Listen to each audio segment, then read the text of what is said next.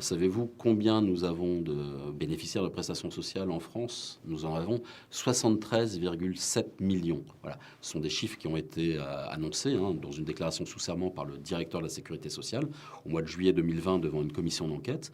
Et donc, quand vous avez dans un pays de 67 millions d'habitants, 73,7 millions de personnes qui bénéficient de prestations sociales, forcément, il y a un problème.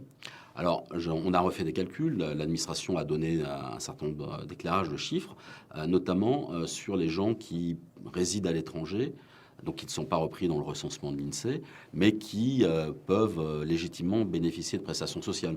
Alors, vous avez les retraités qui sont partis prendre leur retraite à l'étranger, qu'ils soient français ou étrangers. Vous avez les expatriés qui sont repris à la Caisse des Français de l'étranger. Vous avez les frontaliers, etc.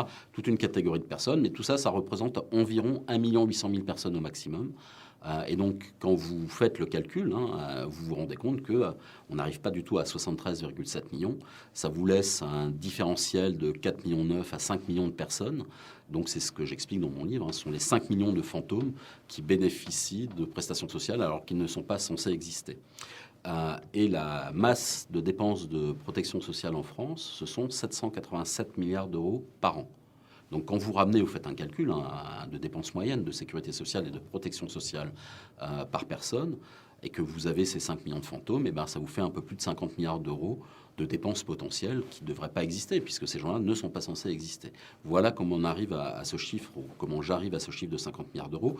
Alors, la commission d'enquête parlementaire, elle, a été montée jusqu'à 45 milliards d'euros de fraude aux prestations sociales dans son rapport de septembre dernier. Donc, vous voyez qu'on n'est pas très loin de ce que j'avance.